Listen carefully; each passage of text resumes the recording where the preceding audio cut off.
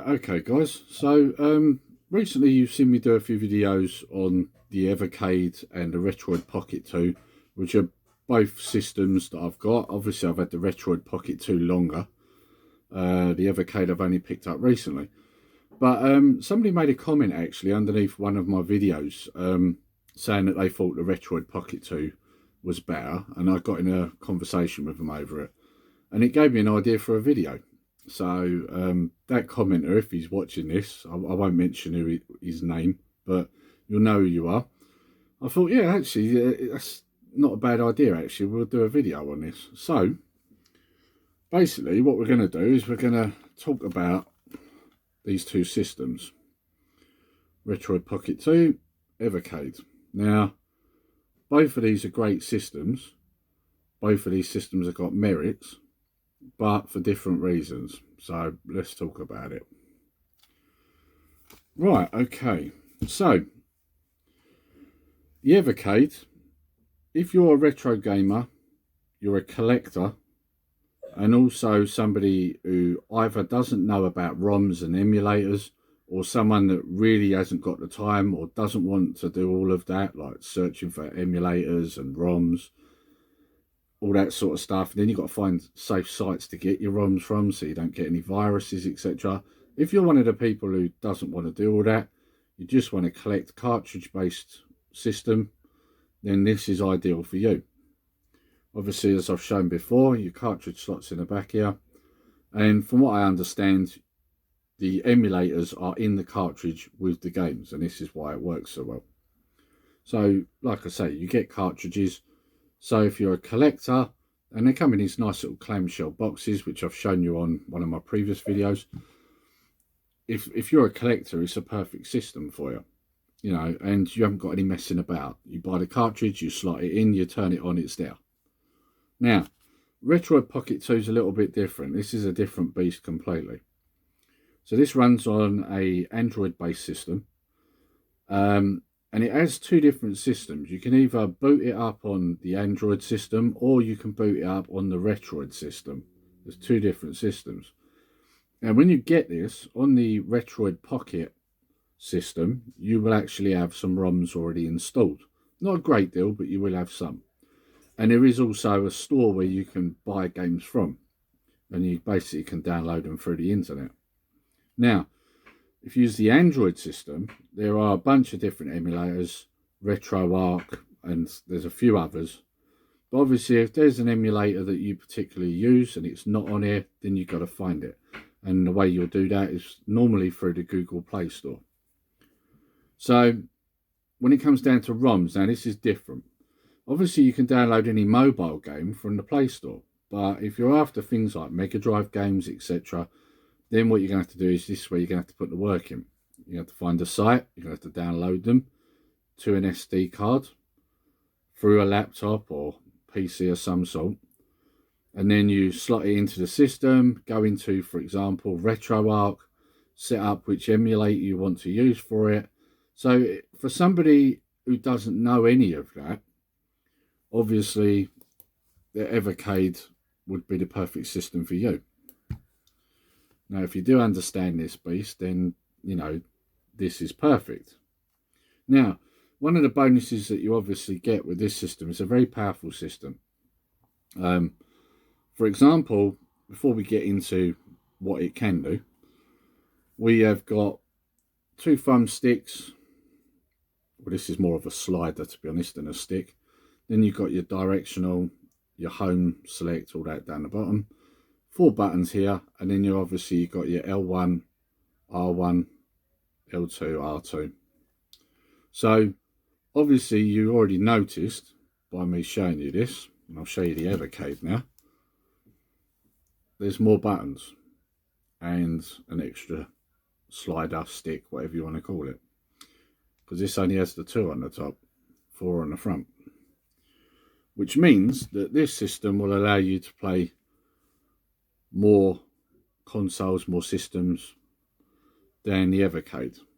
So the Evercade is mainly aimed at your 8 and 16-bit from what we've seen so far.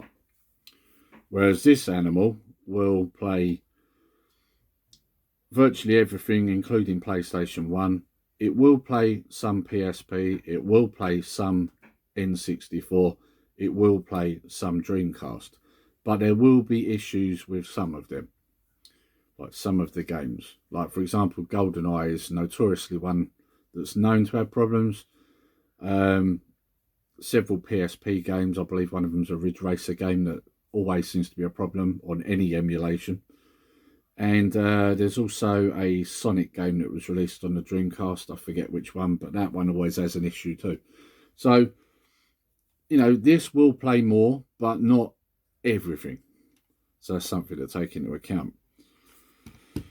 Now, the other thing is that both of these systems are roughly around the same sort of price. At least they was when I bought my Retroid Pocket 2. I imagine it's probably gone up in price since. I know that I've seen them on eBay for a lot more than I paid for them, but that's probably because scalpers have got hold of them, no doubt. Because they released these in different colour variants. I had to wait months for this one. This is the 8-bit colour version. And what happens is, because there's a wait list, scalpers get in there, get hold of them, and then stick them on eBay and charge stupid money. You know my thoughts on scalpers. We won't go down that. But yeah, as a result, I mean, this system, is probably a lot dearer now than it was. Because basically, the Evercade, for the same price you'd buy the Evercade with and this is the premium pack, that's the same price you'd pay for the Retroid Pocket 2. Like I say, there would be some Retroid Pocket games installed on it, not a massive amount, but there will be some on there. Most of them you're going to have to look for yourself. So, it kind of balanced. I think it was 37 games in a premium pack for the Evercade. I wouldn't say the Retroid Pocket 2's got that many on it, but it can't be far off. But it is across many different systems, so that's the other thing. So this is it. When it comes down to it, I mean, I think these are both great systems. They both have merits. I like both of them equally, but for different reasons. If you're a collector, then go with the Evercade. You're going to enjoy collecting the cartridges. So it's win-win. The cases are smaller, the little clamshells, so they don't take up as much room as things like Mega Drive, etc. And of course, we know that Mega Drive and Atari and various other systems are being released on the Evercade. So there's that. Then there's obviously the fact that if you don't know your ROMs, you don't know emulation, you don't know how to do any of that, Evercade's perfect. Slot a cartridge in, turn it on, done. Retroid Pocket 2 is different. Like I say, you've got to know how emulation works, how ROMs work, where to get them safely. Of course, the other thing with the Retroid Pocket 2 is if space is an issue and you don't want to collect, then obviously ROMs is the way to go. And then, of course, like I say, the Retroid Pocket 2 covers a lot more systems. So, like I say, they've both got their merits. So if someone was to say to me, which one do you prefer? I can't really say that I prefer either of them. I like both of them. If someone said to me, which one's the better system? Well, then I would have to say the Retroid Pocket 2 because it can do more. So, like I say, I had this conversation with someone in my chat underneath one of my videos, and his opinion was that the Retroid Pocket 2 was better, and he felt the Evercade wasn't worth spending the money on. You'd be better off buying the Retroid Pocket 2. And like I said to him, I said, well, it really comes down to what you actually want from it. If you're somebody who understands how Retroid Pocket 2 works, then that's perfect.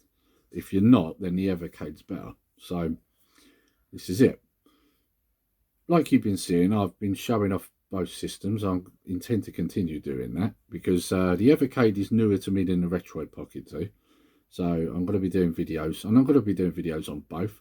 So if you still are undecided after watching this video of which one they get, there will be videos of gameplay, etc. on them, so you'll be able to make your own mind up.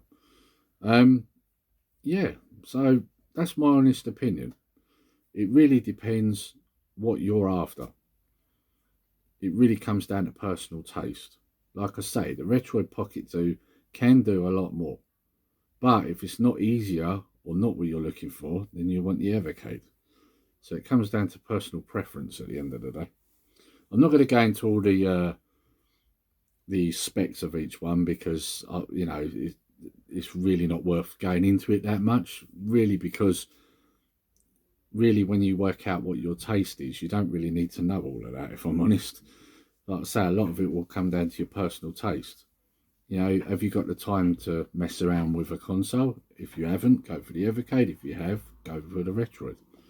Really comes down to that, you know, lifestyle and what it is you're after. If you're a collector, Evercade's perfect. So, right. So anyway, I hope you've enjoyed this video, guys. I hope you found it helpful as well.